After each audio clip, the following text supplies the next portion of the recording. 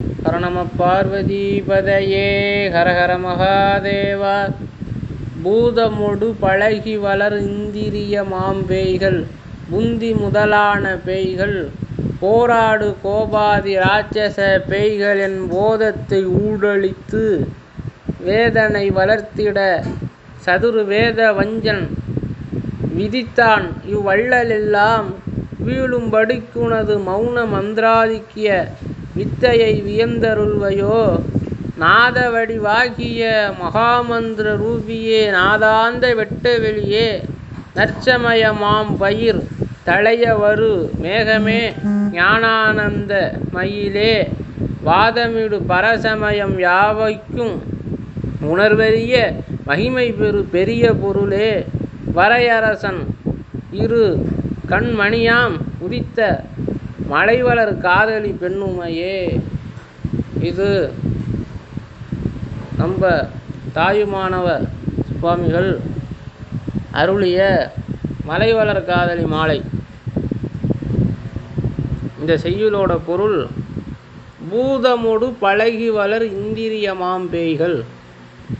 அதில் 3 பேய்களை சொல்கிறார். முதல்ல பூதமொடு பழகி வளர் இந்திரிய மாம்பேய்கள். பஞ்சபூதங்களால் செய்யப்பட்ட இந்த உலகம், இந்த உலகத்தில் அதுக்கிட்ட அந்த அழியக்கூடிய அனித்தியமான வஸ்துகள்கிட்ட பழகி அதனால் வளரக்கூடிய பஞ்ச இந்திரியம் இந்திரியமாம் பேய்கள். அந்த பேய்கள் அடுத்த இன்னொரு பேய் இருக்குது, புந்தி முதலான பேய்கள், அஞ்ஞானம், அந்த பேய் ஒன்று. போராடு கோபாதி ராட்சச பேய்கள், கோபம் முதலாய துர்குணங்கள், அந்த பேய்கள். இதுபோல பேய்கள் என் போதத்தை ஊடழித்து என்னோட அந்த சிவபோதத்தை அழித்து வேதனை வளர்த்திட, இது போன்ற பேய்கள்லாம் என்னோட சிவபோதத்தை அழித்து எனக்கு பல வேதனைகளை தருது.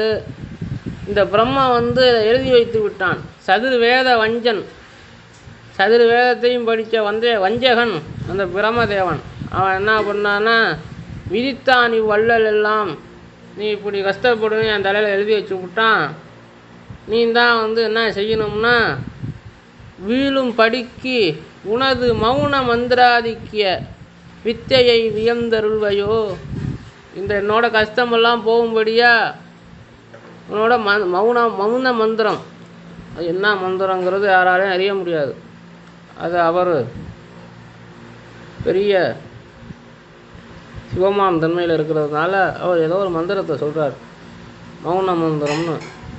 மௌன மந்திராதிக்கிய வித்தையை வியந்தருள்வையோ, எனக்கு அந்த வித்தையை எனக்கு தருவாயோ. அம்பாளை பற்றி சொல்கிறார். அம்பாள் எப்பேற்பட்டதுன்னா, நாத வடிவாகிய மகாமந்திர ரூபியே. இந்த உலகத்தில் ஓசை ஒலியலாம் ஆனாய் நீங்கிற மாரி அந்த ஓசையாக இருக்கக்கூடியவளே, மகாமந்திர ரூபியே, பஞ்சாச்சரமாக இருக்கக்கூடியவளே, நாதாந்த வெட்ட வெளியே. இந்த ஓசைக்கெல்லாம் ஒரு முடிவு, அண்ட சராசரத்துக்கு முடிவு. அப்படிப்பட்ட நாதாந்த வெட்ட வெளியே, வெட்ட வெளியாக இருக்கக்கூடியவளே, தகராகாசமாக இருக்கக்கூடியவளே, நற்சமயமா, அந்த நற்சமயம் சைவ சமயம் நற்சமயமான பயிர் தலையவரு மேகமே. இந்த சைவ சமயம் தலைக்கிற மாரி வரக்கூடிய மேகமே, இந்த சைவ சமயங்கிற பயிர் இது தலைக்கிறதுக்காக அம்பாள் கருணை மழை பொழியுது. அதுக்கான மேகமே, ஆனந்த மயிலே,